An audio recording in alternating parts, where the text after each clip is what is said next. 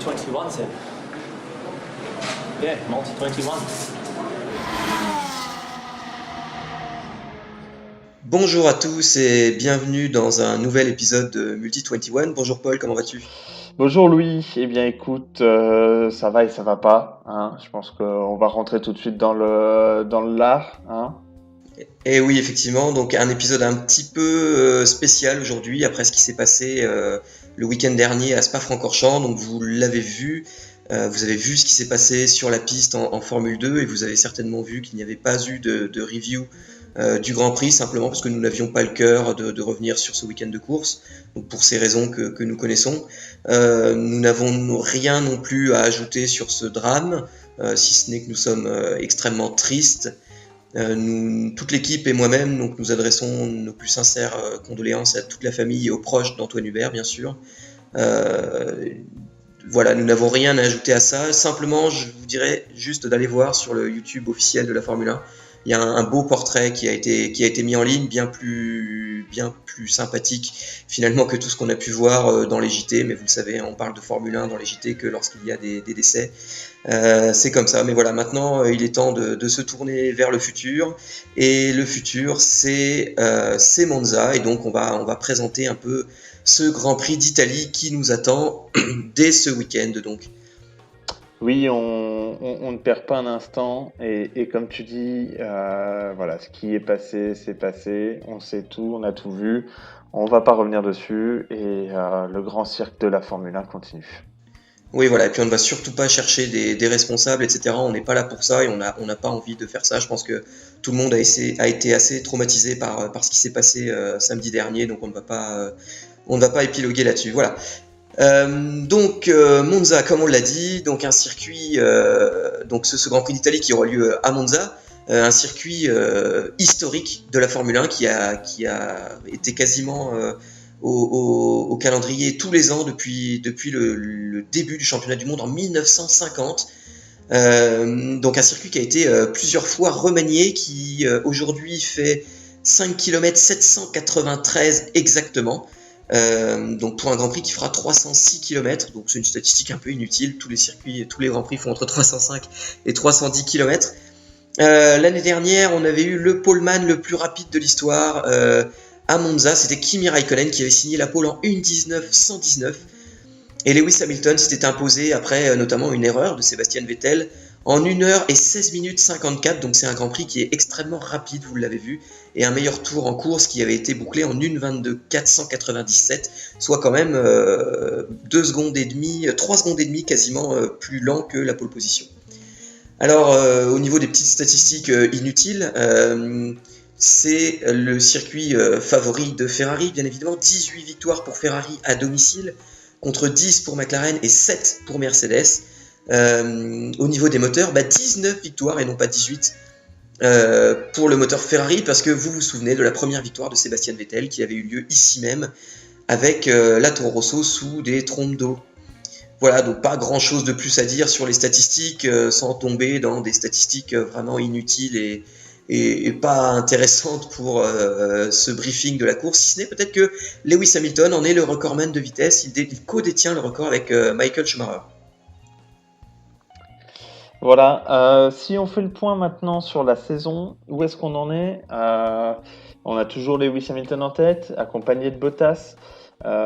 Et chose étonnante, Max Verstappen, malgré son abandon, se maintient toujours à la 3e place. Ce Grand Prix, ça va être l'occasion de, on l'espère, voir la Scuderia briller. Hein. Une victoire à domicile, c'est toujours la victoire la plus savoureuse, mis à part celle qui rapporte le championnat du monde, évidemment, mais à domicile, voilà, c'est toujours plus plaisant. Il serait fort intéressant de voir la Scuderia continuer sur sa lancée. Pour voir Sébastien et voir Charles aussi remonter et repasser passer devant Verstappen. Vu ce qu'on a vu à Spa, on peut avoir bon espoir. La Ferrari est une voiture avec un assez peu d'appui aérodynamique à la base, et encore moins évidemment dans les configurations des circuits moteurs comme les circuits vitesse comme Spa et Monza. Donc il y a fort à parier qu'on pourrait voir la Scuderia une fois encore en haut sur la plus haute marche du podium, si ce n'est que la Mercedes l'a montré, hein, malgré tous les propos de Toto Wolff disant qu'ils sont à la ramasse, que c'est pas possible, qu'ils vont rien faire. Et ben mine de rien, la Mercedes, alors déjà, elle leur reprend 3 secondes dans chaque secteur sinueux. Et surtout, c'est que dans la ligne droite, pendant le Grand Prix, je regardais un peu les vitesses maxi. Et à situation égale, c'est-à-dire sans DRS, eh bien la Mercedes ne rendait que quelques kilomètres-heure, hein, 5-6 grand maximum, et non pas 20 km/h comme on pourrait l'imaginer quand on écoute Toto Wolff. Donc Mercedes a un gros coup à jouer, eux aussi. D'autant plus que Valtteri Bottas aura à cœur de briller, lui qui commence à accuser déjà 65 points de retard sur Hamilton, et surtout qui voit Verstappen très très proche derrière, puisqu'il n'y a que 22 points d'écart entre les deux. Et oui, tout à fait. Tu fais bien de parler de Valtteri Bottas. Alors je n'ai pas grand-chose à ajouter sur ce que tu as dit sur Ferrari et Mercedes. Effectivement, la Ferrari est la voiture la plus rapide sur les circuits rapides, simplement parce qu'ils ont peu d'appui comparé à Mercedes. Et c'est ce qu'on a vu à Spa, finalement, une Mercedes qui est assez peu rapide dans les secteurs rapides par rapport à la Ferrari, et dans les secteurs sinueux, qui reprend beaucoup de temps parce que il roule avec plus d'appui. Mais à Monza, il y a très peu d'endroits où on a besoin d'appui. Donc je pense que les Ferrari, comme tu l'as dit, vont être très très rapides, et je m'attends à voir une première ligne au moins en qualif 100% Ferrari. Comme tu l'as dit, Valtteri Bottas qui a repris un petit peu d'air en Belgique sur Max Verstappen, mais il est toujours sous la menace non seulement de Verstappen, mais aussi de Vettel et Leclerc, qui sont pour l'instant 4e et 5e du championnat, mais qui reviennent fort déjà en Belgique, qui vont encore marquer, je pense, de gros points en Italie. Tout à fait. Pour parler d'une autre voiture avec peu d'appui aérodynamique et qu'on pourrait voir briller, on pourrait parler de Renault. Renault qui a raté un gros résultat à Spa, puisque seul Hülkenberg est rentré dans les points, revenu d'entre les morts. Ricciardo n'ayant pu, lui, faire mieux que la 13e place, vu qu'on a beaucoup parlé du harponnage de Raikkonen, mais il y en a un autre qui s'est fait harponner au départ et bien harponné lui aussi, hein, c'est Ricciardo. Donc il y a fort à parier que la Renault qui m'a bien marché à Spa marche encore à nouveau à Monza, et on peut parier, c'est chose assez rare à dire cette année, sur un bon score de Renault, hein, qui pourra bien viser la 6e et 7e place assez facilement.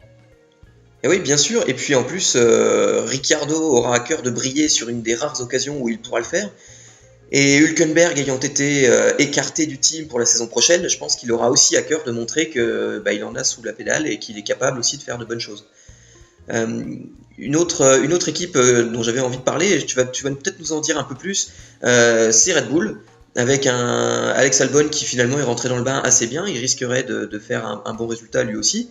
Et puis Max Verstappen, par contre, devrait, d'après les rumeurs, prendre des pénalités en Italie. Oui, effectivement,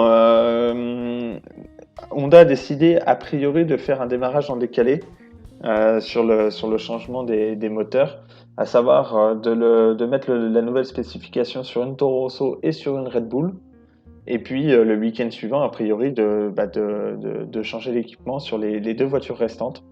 Ce qui ferait qu'on aurait du coup Pierre Gasly et Max Verstappen qui partiraient en fond de grille, puisqu'il faudrait changer tout l'équipement.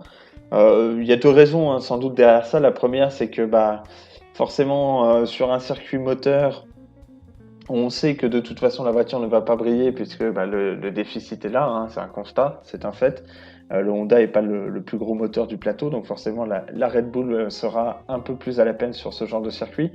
C'est du coup la bonne occasion de prendre des pénalités, puisque de toute façon c'est pas là qu'on va faire des gros points.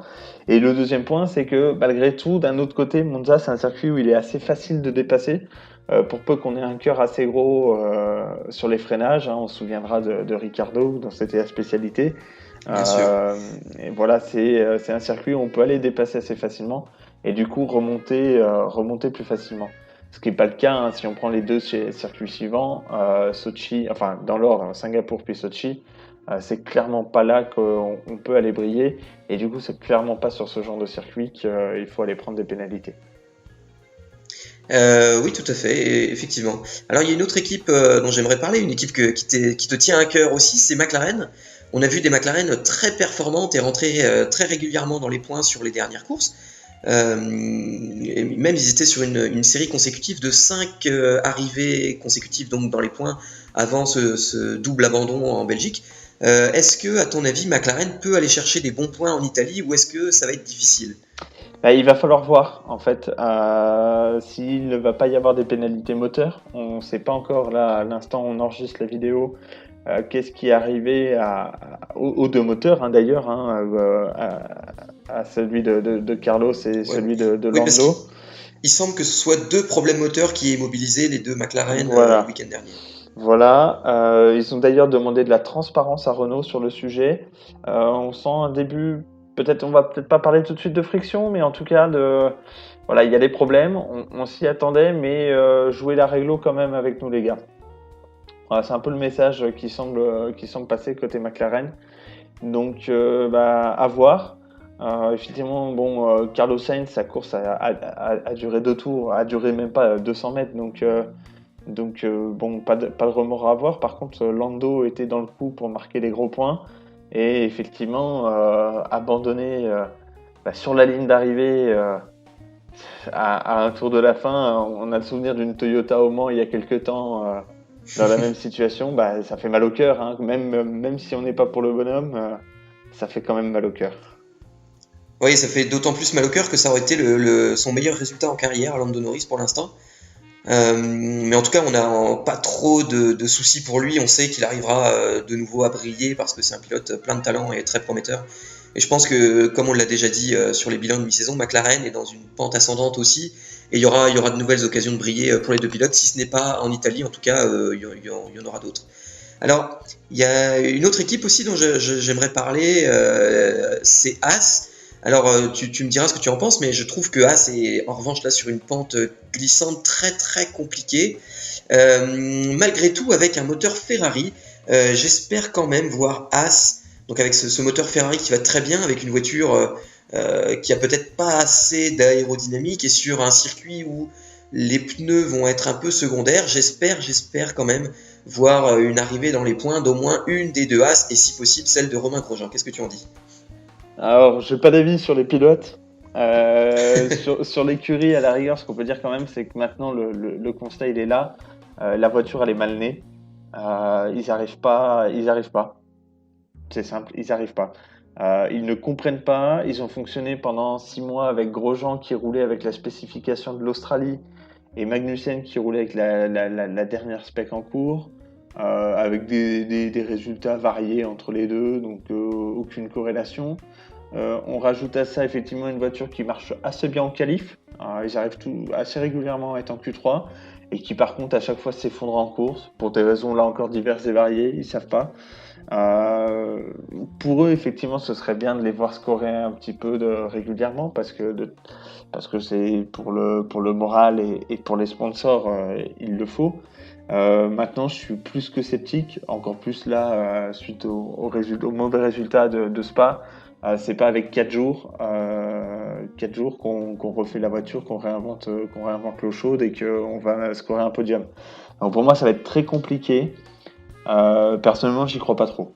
Même si les deux, on a assez beaucoup de volants. Pour moi, c'est les deux gars méritent leur volant. Mais là, clairement, ils n'ont pas le matériel qui suit et c'est pas ce week-end qu'on va voir les As briller. À part en qualif peut-être, mais sinon, non. Je ne m'attends pas à voir les As briller, mais en tout cas, c'est probablement un des derniers circuits, peut-être avec le Mexique, qui leur sera favorable cette année. Et donc j'espère qu'ils seront capables de maximiser les occasions et d'aller chercher des points. Pour moi, ça Voilà. va être compliqué. Hein. Si on prend le classement, On va retrouver le top 6 habituel avec peut-être Verstappen qui sera une place ou deux en bas, mais bon, quoique, comme d'habitude, je pense qu'il va réussir à remonter. Derrière, si on met les trois écuries qui ont bien fonctionné, voire les quatre, hein, parce que globalement, là, ce qu'il faut se dire, c'est qu'on a quand même eu Racing Point qui est revenu d'entre les morts et qui devrait encore bien marcher, je pense, à Monza. Les Toro Rosso qui ont bien fonctionné aussi. Les Renault et les McLaren qui, selon moi, devraient aussi être capables d'aller scorer des points. Bah, déjà là, ça fait 8 voitures pour 4 places, quoi. Donc ça me semble fort compliqué. Effectivement, mais c'est finalement ce qui fait un peu l'intérêt de ce championnat aussi, c'est cette lutte à couteau tiré en milieu de tableau. Alors si tu le veux bien, je te propose qu'on passe au pronostic. Alors qui vois-tu sur le podium ce week-end? Pour moi, je serais presque tenté de réitérer le même podium. À savoir, Ferrari, là, c'est toujours la stratégie qui pêche. Et Mercedes est très très doué pour faire à chaque fois sortir Ferrari de ses gonds et leur faire faire des bêtises. Donc je serais fort tenté de remettre une triplette Leclerc, Hamilton, Bottas dans le même ordre.